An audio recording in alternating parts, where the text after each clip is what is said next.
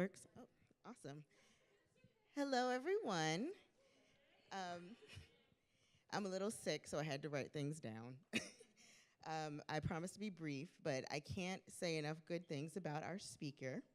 She's a member of the Green Team, who, as you probably have noticed, have been an integral part of conserving energy in the building throughout these last few dog days of summer. She's also the owner and operator of the sustainable brand Positive Obsession and the recipient of the 2018 Citizens Committee of New York Community Scale Composting Grant to research biodegradable materials. This specific grant is usually only given to companies and groups with resources and established practices for researching sustainability, and for her to be awarded this prestigious grant is beyond thrilling. Ladies and gentlemen, it is my honor and privilege to introduce to you my friend and colleague, Ms. Devon Jackson. Thank you. I've never had an intro or a walkout before. Thank you so much to everyone in the audience that's made some time on this Friday afternoon to come out and discuss some really, really interesting and serious environmental conversations. Thank you to Elizabeth and Selena and Chanel, the entire international and green team, who have been nothing but support and has been able to provide, the space and the opportunity to have this conversation. So before we start, I'd like to also welcome and thank our panelists, who will also have a walkout, so make it fabulous. First, we have Kia Marie, who is a blogger, an influencer when it comes to fashion and lifestyle. She is making some tremendous moves in the YouTube space with almost 300,000 subscribers. Girl, that's a feat. With almost 300,000 subscribers, you can find her creating videos and producing content from anything from a quick hair wash and go do to my personal favorite, your thrift and DIY videos. So we thank you so much for being here. Next we have, you can give her a round of applause. She's doing some amazing things. Next we have Wila Tskanis. I hope I said that right, my love. Hi, Wila. Her sole purpose in life is to leave this earth just a little better than she came here and how she found it, right? From co-founding one of the very, very first large-scale Muslim composting programs at FIT as an undergrad, from starting that to also founding East in New York, which she'll talk a little bit about it later, a huge grassroots of organization that's doing some really amazing things in New York. We thank you for what you do so much. And lastly, we have Cameron Williams, who is a sustainable fashion advocate, a stylist, and he also works in communications for the New York City Center of Materials and Reuse. There, they stand for two things here in New York City. One, to serve and to expand on growing reuse organizations, and two, to increase our access and are just acknowledging what it is that we need to do and really keeping focus on our impact. So we thank you as well from a city perspective and what you do. Thank you. Very nice, very nice, very nice, very nice. So we're just gonna poll the audience really quickly. We're here to talk about fashion and the modern day consumption. How many of you have a shirt or something that you bought recently that you absolutely love? Right, just love. Love. You went in there, you found it, you picked it, you tried it on, you got into the mirror, you were like, this is it, right? We all do, right? Okay. How many people have also bought something that they really love that they might have only worn once or twice? It happens, right? Another question. How many of you wake up every morning to get ready for work or on the weekends to get, a little brunch, and you look inside your already filled closet and realize and feel like you have nothing to wear? Story of our lives, right? You are not alone. And I'd like to start to just talk about modern day consumption and how modern day consumption led you all to your particular brand. Specifically, Kia and you, Will, I want to hear your standpoint on it. That makes sense. So modern day consumption and leading me to the path and finding East in New York. I chose to study at the Fashion Institute of Technology with a very limited understanding of the fashion industry and how it worked from the inside. Within, I would say, my first semester, it became very clear. Just before I begin talking jargony, I want to know how many people are familiar with the Rana Plaza? Okay, so one person, makes sense. That's pretty common, I find. So Rana Plaza was this huge factory in Bangladesh where a number of different brands were producing. The people who owned the building understood that it was structurally unsound for quite some time. They kept sending people in, locking exits, really just no safety codes upheld there. And eventually there was a fire, the building collapsed, and over 3,000 people died and were injured. And we don't know about this. It's the worst factory fire and collapse in history ever. And it happened 2013, 2012? Yeah. So that happened in my first semester at FIT. That shaped me, I would say. Realizing that it's still a very real reality. You know, it was happening hundreds of years ago. It's still happening now. So out of that, it's been a long journey. I could probably talk for a very long time about it. But to keep it short, I went through a number of different stages from, is this really the right place for me? Is fashion the right place for me? Am I too altruistic? There doesn't seem to be a space, to realizing that the fact that I did care about who was making my clothes, I cared about the impact they had after for all of us, that was something worth fighting for and worth creating some structure around, because there really, now more than ever, there is structure. I don't want to down that, but the everyday person isn't really connected to that, and so that led me. Yeah. And you know, it's been about 13 or 15 years since that collapse, and you're right, a lot of people don't know a lot about it. And even some of the companies and organizations that were working out of it, including H&M, they still didn't address it until recently. So it was very important that you brought that up. Thanks. For me, I would say modern consumption had to obviously start when I was a kid. A time period that I really remember as far as fashion is concerned was back to school time. And my mom was a super savvy shopper, like sale section or nothing. Like if it wasn't on sale, she wasn't buying it. And being a kid, you want the trends. You want what everybody else is wearing. And I'm just so fortunate that at a young age, my mom just taught me how to shop sale, which means nobody was wearing it. So I really had like this fascination or this obsession with just dressing differently from everybody else. When I first started my channel, there was a family that was really big on TV that everybody wanted to emulate, and I wanted to be different. I wanted to show people that, you know, there's only one you, pretty much.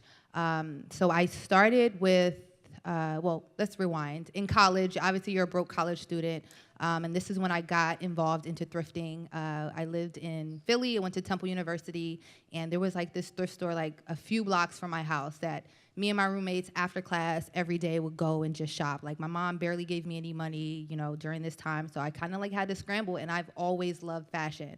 So thrifting was therapeutic.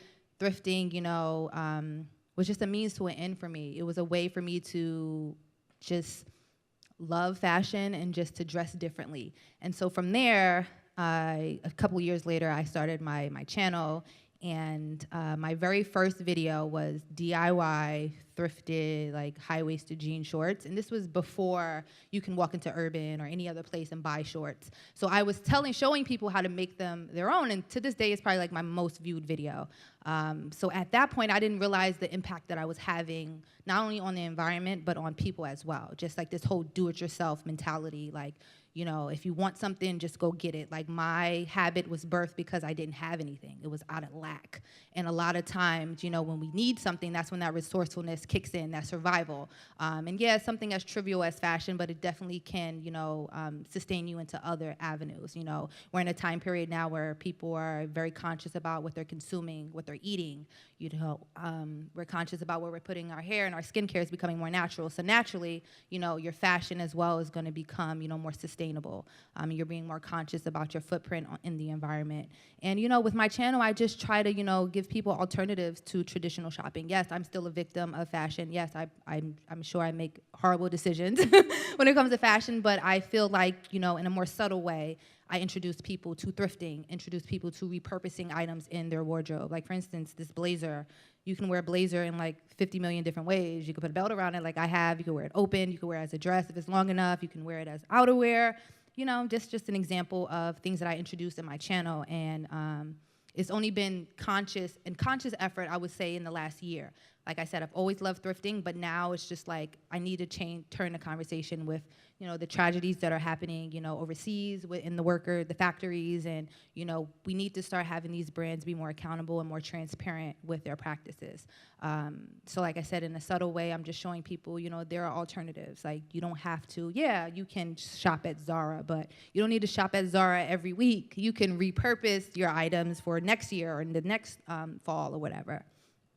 Yeah, I think you touch on some important points, and one of them is really just the knowledge that this is happening in the world, and there are options, and then access to that knowledge, right?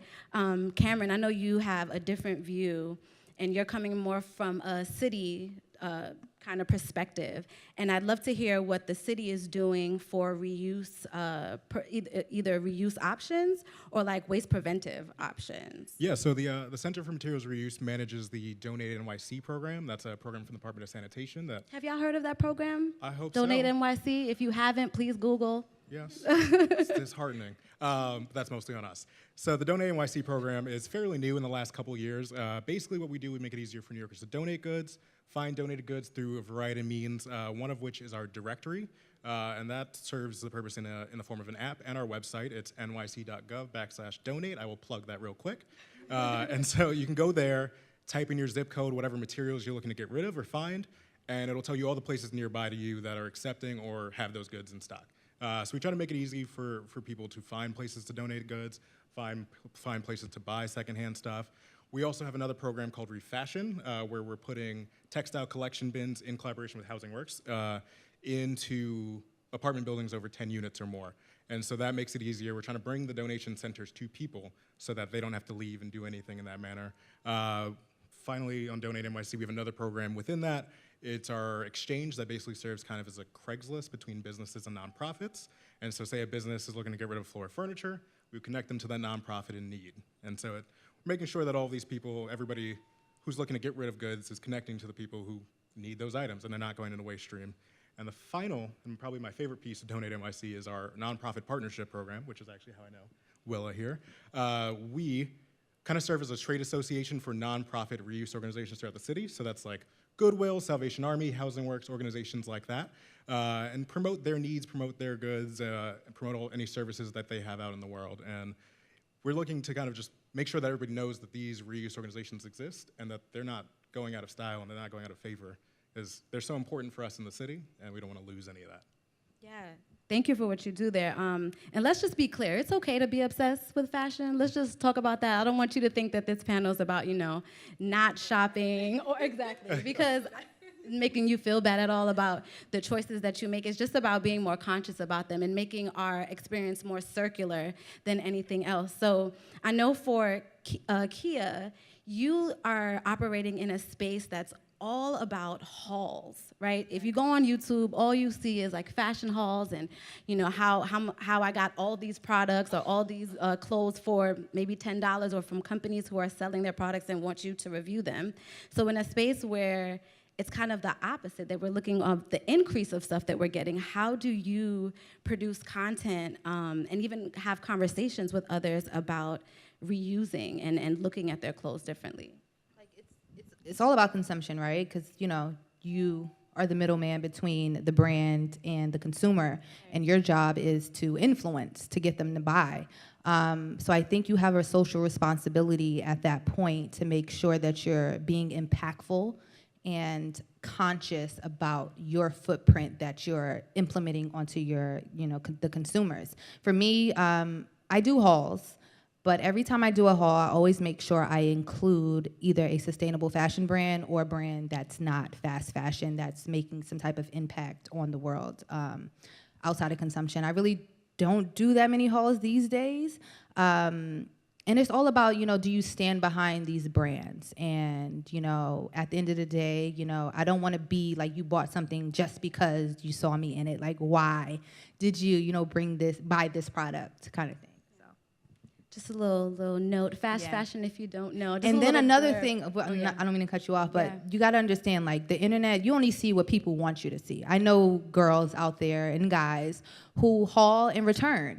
So you really have to have your own mind and genuinely ask yourself, why am I buying this product? Is it because I genuinely want it, or is it because such and such told me that I need this product? It's all about just being conscious and informed consumers, because the responsibility lies on you guys as well, along with us, as far as giving out the correct information, and the brands, of course, as well. And fast fashion, just so you know, is basically the overproduction of companies now pumping out enormous amounts of clothing and products and not being able to sell it. From design to overproduction, and then it leads to this conversation, waste. Fast fashion has become an idea that we all kind of eat, live, breathe, and drink at this point. Can we talk about your experience with slow fashion as a stylist, fast fashion versus slow fashion as a stylist? Yeah, so fast fashion it's so difficult, especially here in New York City. We're so busy. We want to get to places real quick. You just want to jump into an H&M, jump into whatever it may be. Slow fashion and secondhand fashion, for me specifically, is kind of the antithesis for that. For us at the Department of Sanitation, we believe that waste is a design flaw. So if companies, especially fast fashion ones, are having all these wasted goods and wasting textiles while in the production process, we want to try to get away from that. And so for me, I only do styling with secondhand goods, goods that have come from sustainable organizations. I buy a lot of my pieces from Grailed, eBay, secondhand stores, places like that, because I truly believe that ownership of items should be really, multiple people should own an item, we'll say. Because there's not really a need to have something once. But I get it. All the time, I often buy things and will wear it once, twice. But the key to that is selling it back or giving it to other people, donating it from there. That way, those items aren't going to the waste stream immediately. And so that's the biggest thing for me. How do you combat fast fashion with your events, Issa? Because I know you have a long list. You should check Issa out as well.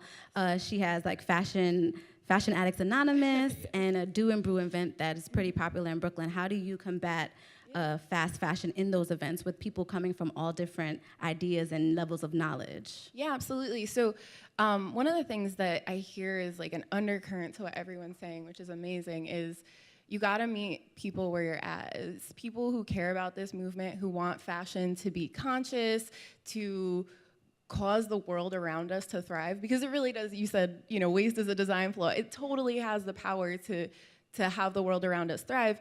That's what we strive to do at East New York. We meet people where they're at. We know people are going to consume, especially people of a certain age, just finding themselves and creating their own voice in fashion. So we target our events to really support those people. 16 to 24 is about our range, but everybody's welcome.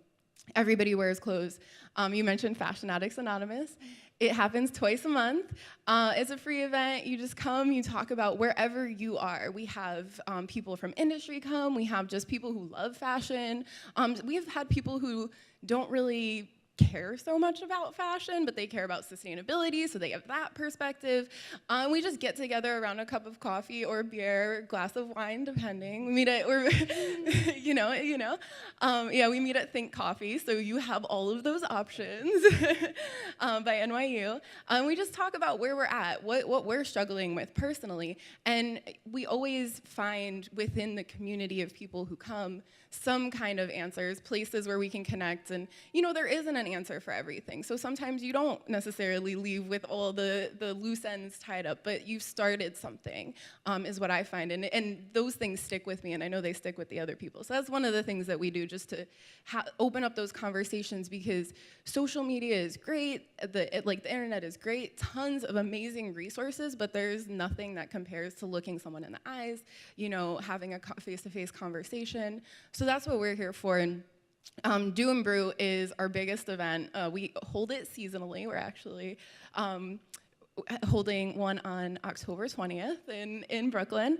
And so the do part of it, we have a bunch of different DIY and revamp stations. So people bring garments that, you know those garments you wore one time and you didn't really like, you bring those. You can either swap them out or you can completely change them up. We've had people turn like denim jeans into a dress, you know, like you do, and your shirt is so good. We're gonna I'll do a little spin for y'all. Yeah, can we do a little spin? These were jeans that I DIY. Check them out. You know. Do a little spin, So good. It's all about reuse and repurpose. Yeah. Exactly. So you know, like we work with people to do things like that. We have focus stations with different DIY tutorials for beginners, but we also have what we call the help desk, which is like a communal table. We have great people there, like Devon, who are very crafty and creative. And so if you want to try something out, but you don't necessarily know how to get there, we work, you know, with you, and our community works with you to support. So like I said, we have those skilled volunteers there, but we also just have community members who love to do this stuff, who will sit there for the event and just, you know, spitball ideas off of each other, which is really great, because especially in the world of DIY, when you do it at home alone and you're a beginner, it can get so overwhelming and you just want to stop, you know. You can feel pretty sad about it. So yeah, that's one of the events we have. I mentioned too, we have a swap there. So if you hate everything in your closet, you can just swap it out with, you know, other things, all sizes, genders, everybody's welcome. We also source things because we know that there are some people who have a really difficult time at swaps. If everybody's a size 4, you're not necessarily gonna find what you need. So so we do source some items to make sure that every body is welcome, no matter who you are. And on the final series of events we have are called Ripped at the Seams lectures. So those are for people who might not be so interested in getting into the craft world, but they want to understand these issues on a deeper level and really ask an expert. So we bring in industry professionals, experts in different fields. We had, is sustainable cotton a real thing, for instance? We had a materials scientist come in. I also led the panel because I have a textile background. So really it was led by the participants. We had a bit of an agenda, but you come in, you ask the questions that you want answered. So it's more of a discussion and a conversation. And those are the events that we offer. I know your events have been thank you for sharing. And I know your events has been packed to the seams. And same with you, your followers have been growing a lot over the years. So how do you continue to, with the high interest in consciousness and everyone's, even from a consumer standpoint and also a business standpoint, everyone is more conscious now. Everyone is looking about how they can be more green in their practices. And everyone's looking for transparency. We talked a little bit about this yesterday. How do you think that fashion and ethics can exist in the same space? And if so, how? Yeah, I mean, anyone can take that. Anyone. Sorry. Okay, good. Yeah, no, I mean, I feel like they must, like, to actually make the difference, we've got to work together. We have at ISA a mission to connect a bunch of different movements together, because it's not a competition. You know, slow food is connected to conscious fashion, for instance. Social justice, like it's all part of the same web. And I feel to create the world that we all want to see, we've got to work together to be one voice, to consolidate our power. I think it's like, it should be, sometimes you have to come like from the back door kind of thing. So that's where I feel like I come in, and I'm not really, you know, with the pickets like, you know, sustainable fashion, but I'm offering alternatives, you know, thrifting, and then, you know, repurposing and DIY stuff. So I think that's how you can combat that, you know, fashion and ethics in one, more of a backdoor way. And that's funny you said that, because I think that sometimes when we think fast fashion, or slow fashion, or we think sustainable fashion, it's kind of something that's a little mundane, or it's a little boring. Like how can this be fun? You know, how can saving the earth with your fashion even be a thing or be fun. So how does Donate, I want to speak to Cameron on this, how does Donate NYC combat those things, like make their things not only accessible, but also fun and engaging and interactive so people will come? Yeah, so we're doing a bunch of events to try to make it a little bit more engaging for the people. Diverting textile waste is not the sexiest of topics. It's pretty good right now, but it's not really there. So what we're doing, we have big events like National Thrift Store Day was fairly recently. That was August 18th. We collaborated with some of the big thrift stores in the city, Housing Works, Salvation Army, Goodwill on 23rd Street in Gramercy. And we did a thrift store crawl. And so we got maybe about, I think it was like 700 people on a Friday night to come through and shop in these 4 stores. Vintage Thrift is the other one over there. And so they're shopping in those stores to kind of promote this sector and make sure that people know that secondhand is an option. And there were great sales, so that was helpful. We love very the sales. helpful. Love the sales. And wine, sales and wine. That'll always get people out. And we also are looking to put together more engaging events with the for-profit community, engaging with the EDC, Economic Development Corporation, just trying to connect with the for-profits and the businesses, the non-sustainable fashion organizations, the businesses, so that they can both be a little bit more sustainable themselves. Do you think that slow fashion and sustainable fashion will outcompete the mainstream idea of fast fashion? Or maybe outcompete is a little strong of a word, but Yeah. do you think they can coexist? So I think it's trending that direction regardless, for everybody. This Fashion Week, there were a lot of great brands doing stuff. Public School New York did a very interesting collection where they repurposed the Air Force One, the sneaker, and they introduced a new model with no new designs, no new textiles, nothing added. So that way the actual process, you were pulling items, pulling pieces, pulling fabric from things that already existed. They also did a collaboration with Nike that upcycled previous Nike sportswear bags into, like, I guess, jerseys and shorts and all of that kind of stuff to create like a vintage look that was new simultaneously. So I don't know that it will ever surpass it, but I do believe that those fast fashion brands are going to be held accountable, and they're going to be brought to a level that this matters to people. And that comes with purchasing power. We all have that. And so if we're purchasing brands that we believe in, then fast fashion will respond accordingly. Yeah, you spoke about, does anyone else want to touch on that? Yeah. Like, you know, for me, I know a lot of young people are trendy. They shop at these stores because they have the nice trendy stuff. So for what I like to do is I like to do thrift challenges. And each season I do like a thrift with me, like spring trends or fall trends, just showing people that you can be trendy and still be conscious of your decision as far as fashion is concerned. Like, trends come and go. So it makes no sense to go into Zara, H&M to buy a trend that's going to be here today and gone tomorrow when you can just go to the thrift store and buy that same trend. One of my favorite trends that is in right now is animal print. So if you guys are loving your animal print, just go on to the thrift store. And truth is, trends come back. Yeah. The things that my mom threw away, she's now like, oh, I wish I would have kept that. Yeah. You know, like even me, I had a name belt. Y'all remember the name belts? Yep. That were like, that had your name kind of moving. Not the stationary one, it was a digital one, it was fancy. And my name was like going, and I thought it was so cute in high school. And I wish I had that name belt back now. Trends continually come back. And how I get people involved is I create these hashtags. I tell people to, like, for Fashion Week, I had a New York Fashion Week like thrift challenge where every day I would have at least one item on that I thrifted. And I think I'm gonna extend that challenge through the month of September just because like these jeans are thrifted. I think it's just to show the public that you can be on trend, look on trend, be fashionable, and still shop secondhand. And the price tag be like and the price $5. Tag, right. Right. So I think the underlying topic that we've been kind of talking about is responsibility. And who does that lie on? I know that we as consumers and investors have power, but who is responsible? And I want to hear everyone kind of touch on this. And we're not really pointing fingers, but I would love to hear who you think is responsible. I think everyone plays a role. Yeah. We all have a responsibility to make sure we're taking care of this earth that we all live on. So I wouldn't say it falls on any just one person or entity.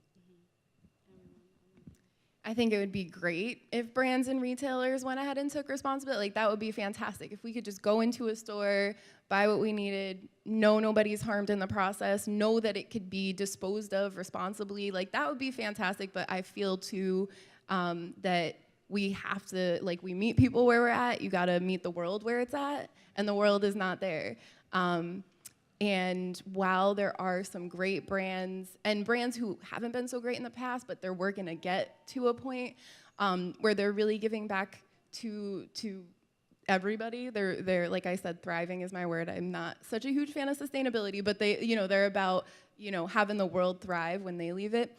While that's great and that movement's happening, we still do have to be responsible. If these are things that we care about, I mean, nobody has to do anything, of course, but if this is something you care about, if you care about social justice, if you care about environmental justice, if you care about everybody being treated fairly in this world, and then we've got to do the work as consumers. And so Issa's done a lot of work on this too, because we saw that there was this roadmap being created by brands, designers, makers, but there wasn't really a consumer voice standing up to this. So I think that's really valuable. Like Karen was talking about, purchasing power. Our dollar is our vote now more than ever. So using that is very important. And to your point, it's much easier for us to change our own behaviors than it is to change a brand's behaviors. And so if our behaviors change first, brands will see that and mimic that. And so it is on everyone, but it is much easier for us to change our behaviors first. That's a good point, because when it comes to, like, we'll talk about my hair, natural hair care. There was a time where, we were perming our hair, putting harmful chemicals. Now you probably can't find them. You'll find a perm box, but it'd be like $1.99.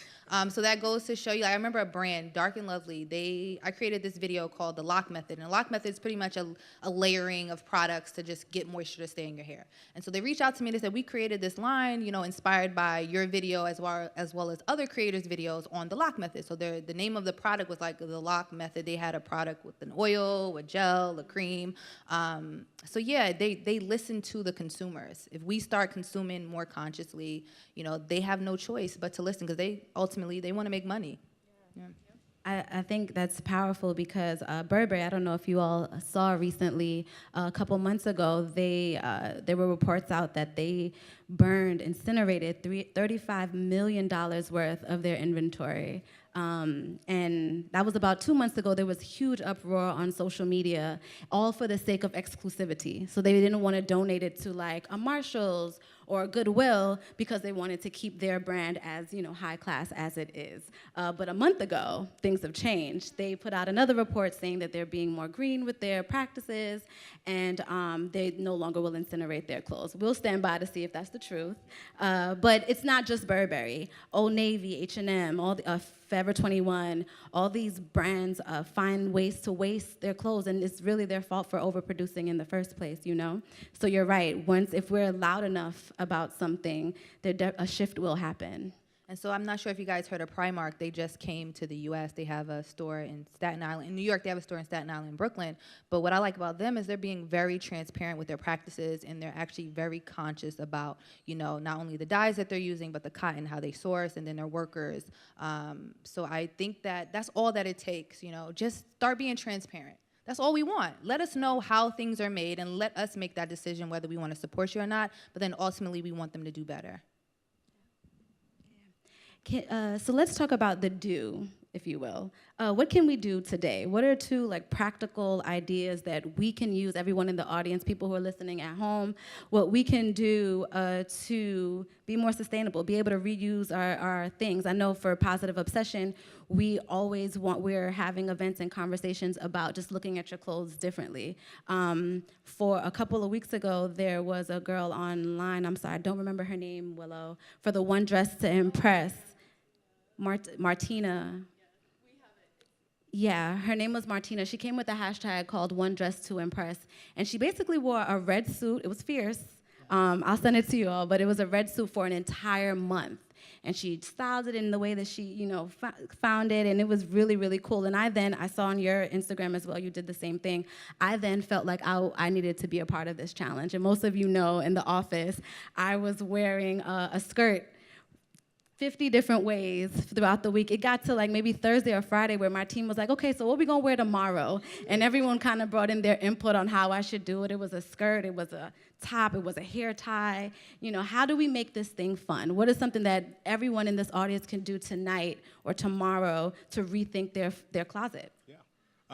I would recommend going home to your closet and figuring out the pieces that you really love. Like, if you're not in love with it, donate it. Get it to people who will love it. There are plenty of social services organizations that will take it. We have a good partner, Bottomless Closet, that gets women's clothing to people who are about to do interviews, coming out of homeless shelters. There are many organizations like that. And so if you're not in love with a piece, there's no reason to keep it in your closet. Get it to somebody who will love that. So you can go to nyc.gov/donate. I will plug that again. Plug. I also have a bunch of information that I'll give out at the end of this. And just look at the organizations that are on there. You can donate stuff. You can find secondhand stuff. Go to your local thrift stores. That is my biggest recommendation. Go to your local thrift stores. There's so much great stuff there. There's so many great places. Yes. Really quick, sorry to cut you. Really quick, Cameron. So what I find, though, is a lot of organizations don't collect everything. Can you talk a little bit about that? I have to like pick and choose where I donate because, you know, folks aren't taking socks or undergarments or even like TVs and phones. Are there places that we can give these to and donate to where we know that they'll go to in a better place? If you do go to our website, we break it down by materials. And so it'll tell you the places that are taking TVs. TVs are tough right now. If you have a tube TV, nobody's gonna ever take that. I'm sorry, it's real tough. But if you're donating other places, there's a place called Lower East Side Ecology Center. They do weekly pickups. You can go to their website where, not weekly pickups, they do weekly events where they're at like farmers markets and places like that where they'll take your electronics and recycle them for you. Socks, underwear, places like that. Social services programs will take that.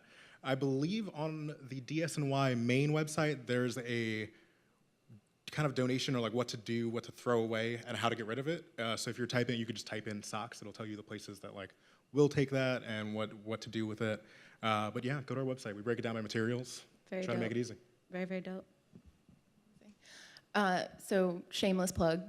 Pull up your phone. Follow at ESA New York, ESA New York.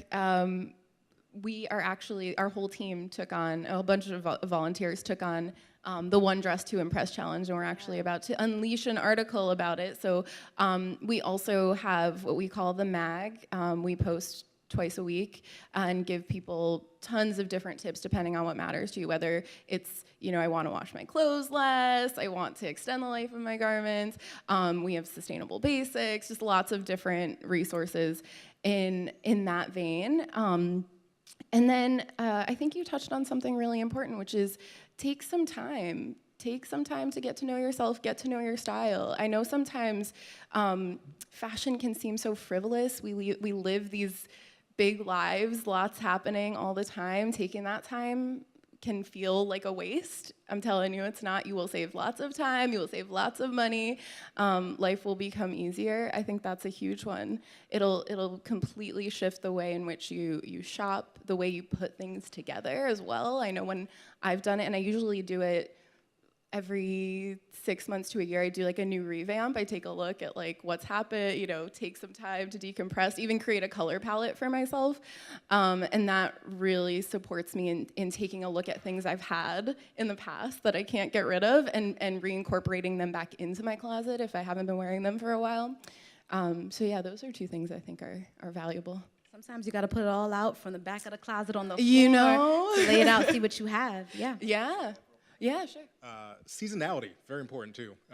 Just every season, if you're looking at stuff, figure out what's on trend and what people are wearing. I mean, as we've said, it all comes back around, but take a look in your closet every season and be like, okay, well, I'm not gonna wear this. I don't need this. I have 6 gray sweaters. Let's get rid of one of them. It's a big thing. Or 2 or 3. Yeah. I have a few tips, but if you guys obviously want to hear them all, you know, go to my channel, watch my videos. But I'll give you guys 3. First, as far as like closet organization, I think it's really important each season to just, you know, figure out a color palette. Like I love going to Home Depot and getting the little paint cards, you know, the sample ones, and just mix and match and seeing what colors are like I'm drawn to and kind of like create my wardrobe around these samples. And so then I'll go back home and I have a clothing rack where I just pull out things that I'm gonna wear, and I just go through my closet and just pull out everything that fits within that color palette. And then I just start creating looks. Like you don't have to do this all in one day, but you just fall so much more in love with your wardrobe. You no longer have to think about what I'm gonna wear because everything is right here and everything matches because you have a cohesive color palette. So that's one tip. Another tip is, if you're into trends, like I mentioned, just go to the thrift store. Like, write down the trends, because every trend isn't for everybody. So maybe you don't like animal print, but maybe this season you're loving neon, or maybe you're loving plaid. So write down the trends that you're digging this season and just go to the thrift store and just zero in and see if you can find pieces that you would enjoy from the thrift store. And I think that's... You said 3. 3. I said 3? You said 2. I said 3 or 2? You said you won't give 3. Oh. But you gave 2. That's another one. We could. Oh, sell your clothes. So there are so many apps. Depop and Poshmark are my favorite ones. During the whole closet clean out process, I have like 3 piles. I have like a keep, a donate, and a sell. So anything I'm going to sell, like good things to sell are things that are on trend, things that, aren't too dated, or things that are even vintage. Those are really good items to sell. You can go on that app and look and see what's trending, what people are buying, and just, you could do it straight from your phone, take a picture, upload it, set your price. They even send you like a shipping label, so you don't have to worry about printing out well, you gotta print it out, but you don't have to worry about finding out how much you need to charge for shipping. You do all of that and then just ship it out, drop it in the mailbox, and then you made a couple of dollars on something that was just collecting dust in your closet. Make sure I get that link, because your closet is dope. Depop. I need to see Yeah. what you got going. I know you all had some questions for each other as well, right, that you wanted to ask. You can go ahead and take the opportunity. We have a couple minutes left before Q&A, so get some questions ready. Okay, so this is for both of you guys. Anybody can answer, I should say. What can the average consumer do outside of shopping sustainable, I guess, like brands? Because it's not accessible, and the prices are, They it's high. not... They high in the pockets. Yeah, they're a little high. So what can they do outside of thrifting? Because we talked about thrifting. Is there anything else that the average consumer can do? I think investment pieces are very important. I know that, again, it does cost a pretty penny. But if you add up all the money that you might be buying, Zara has 52 seasons. I'm just gonna say that. How many 52 seasons do we have? That's every week. That's just every right. So, it's just like if you don't go to Zara every week, which a lot of people, or H&M or whatever, if you start saving up that money to buy that, amazing, beautiful pair of jeans that was made well, that was made right, and with your values and your ethics in mind, I think that's something that's really important. Like taking the time to create a relationship with your clothing. It sounds a little funny for me to say that, but I mean, man, like they're so close to us, quite literally. Literally, we they spend so cover much us. time with them. Right. Like why be uncomfortable? Why be in things that don't suit you, both your body and your mind and your spirit. So.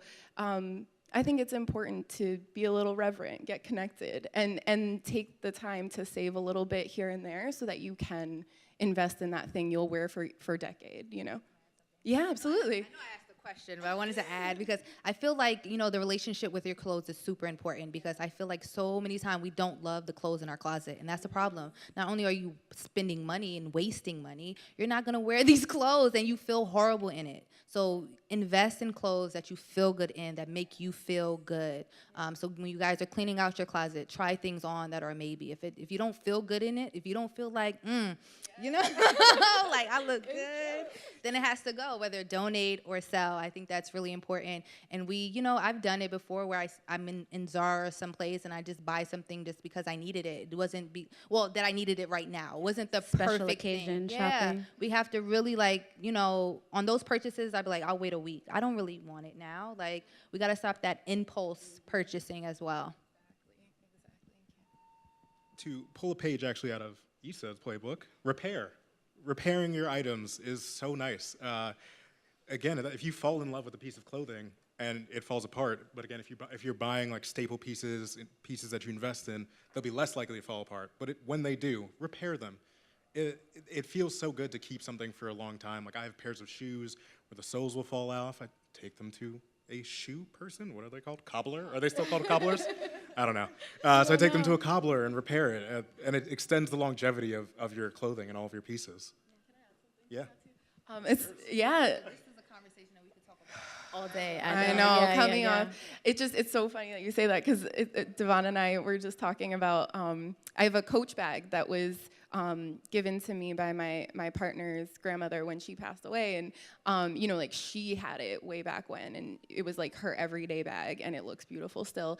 And a lot of these companies where you do spend a little bit extra on things, as long as they stay around, you know, keep supporting them, you can bring a lot of stuff back and get it repaired. You know, I know Zero Waste Daniel, for instance, is someone I absolutely love. I have a ton of his pieces. He uses fabric scraps, so it's literally like no carbon footprint whatsoever. And he's got a little shop in Brooklyn. If anything, you know, snags, tears, whatever, he fixes it. So that's the other thing about investment pieces. Yeah, you might be paying a little bit more, but in the long run, you're probably going to pay less because a lot of these places will repair it. They want you to look good in their stuff too. That's the other thing.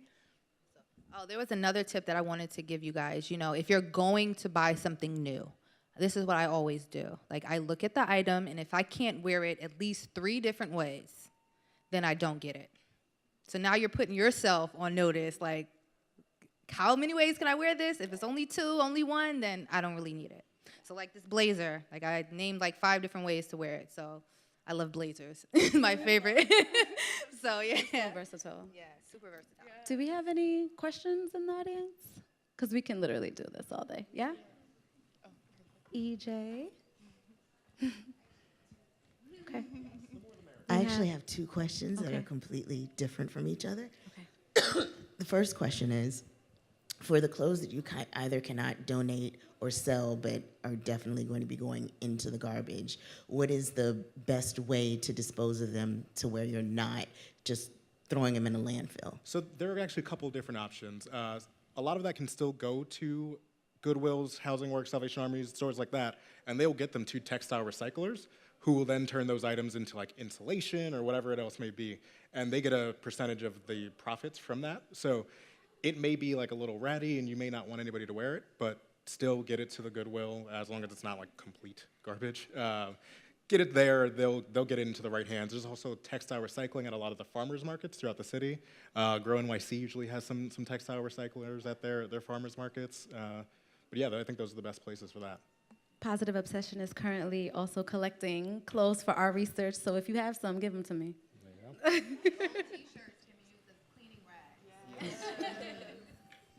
And my second question is excuse me, since Fashion Week has been going on, if you wanted to kind of just talk about sort of their carbon footprint, how much they've thrown away, and maybe that'll kind of put into perspective that, you know, Fashion Week here in New York is twice a year, then it's in London is twice a year, and Italy is twice a year, so it might put into perspective just how much is going into landfills or being wasted. Yeah.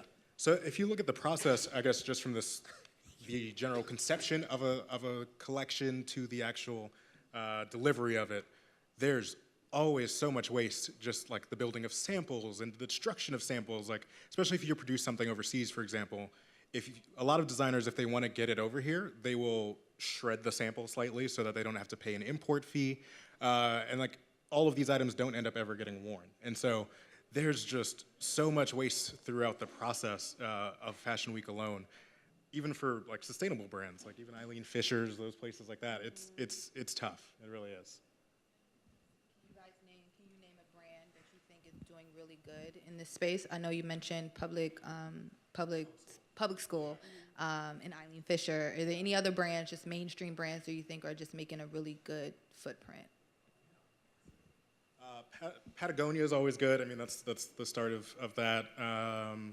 Heron Preston, he did a collaboration with us at DSNY where he upcycled uniform pieces. They are wildly expensive. He turned like a superintendent's jacket into like a $1,500 bag, so that is maybe not accessible for everybody, but I do appreciate like high fashion reaching to that realm. I can think of some other ones, but I'd like you to touch, just really quickly, because I know we're running on time, to touch on that as well, because your whole research was based on the prototyping of like muslin and the beginning aspect of, let's say, Fashion Week and the designing. So what do you think in terms of New York Fashion Week and the impact that it makes on not only New York, but the world?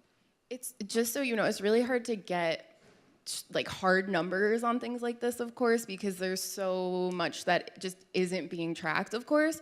But yeah, I started out really finding my voice in this movement by creating a composting system for natural fiber textiles at FIT as a student. So it was a large-scale composting system.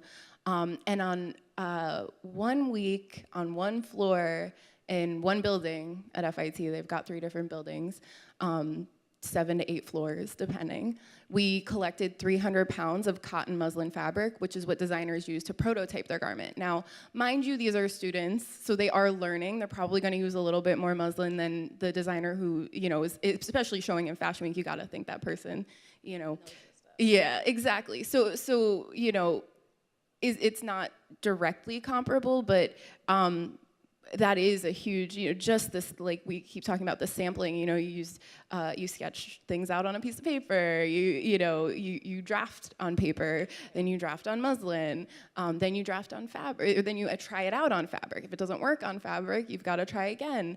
How do you even get to that fabric? I mentioned I had a textile background. I worked in some corporate fabric research and development departments where we would get daily thousands of little tiny swatches of fabric to show to our designers for inspiration. I managed fabric libraries for these larger corporations, and you know, we order them and go first. We sort through those thousands of little samples to pick the best ones. We order them based on what kind of fabric it is, and then depending on how fast the seasons are, I mentioned Zara has 52 seasons, we dump everything. So at the end of the day, none of those little samples get saved. And that's just one piece of this huge puzzle to get, you know, something onto a runway, and then not even to mention to get something onto the rack, because it might look great on the runway, but then you've got to do the sizing, and we could go on and on. But it's tremendous, it's tremendous.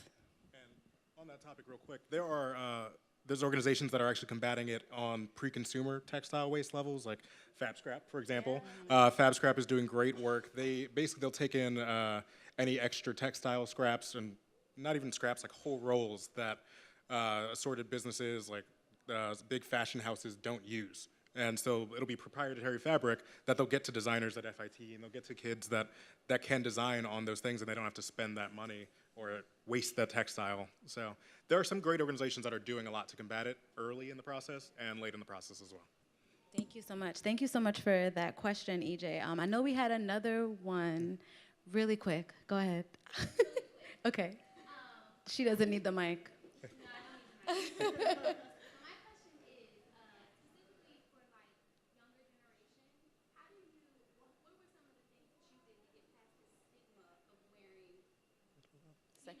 Secondhand clothing is really.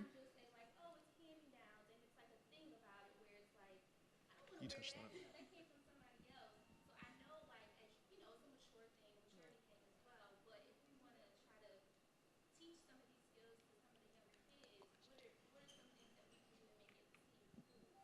Very good question. Well, if you look good, they can't tell you anything, right? So that's first and foremost. But, you know, people like me, like what I do as far as just opening up people's eyes to thrifting. There's people that stop me on the street and just say, you know, I love what you do. Like, I love thrifting now. I never really, you know, used to, but now I do. It's just giving people the tools to be able to conquer this world, because you know, we all have misconceptions about anything, and I think knowledge is the biggest thing. So just telling people, like, you know, just try it out, giving them steps on how to go thrifting, and making lists so things are less overwhelming, or, you know, trendy stuff. Like if somebody's like really into trends, like, oh, well, I found this, you know, at the thrift store. Like, what? You found, you know, it's always that conversation, and the next person is just like, well, I want to go thrifting, but I don't know how. And, you know, you just go with them, invite them, you know, just keep showing things that are thrifted to get people, you know, to kind of like on board with that. Thank you. I know we can talk about this forever. I know we have been already earlier today, but we have to go. I know we're on time. Thank you so much, everyone, for coming out. My panelists, the green team, again, EJ and Selena, y'all made this happen. And if you have any questions, the panelists will be around to just grab them, talk to them. They'll be free to share their information. Again, is it still up there? Yep. Our handles are up there. Please find us in person and on the social media. Thank you again. Have a great afternoon.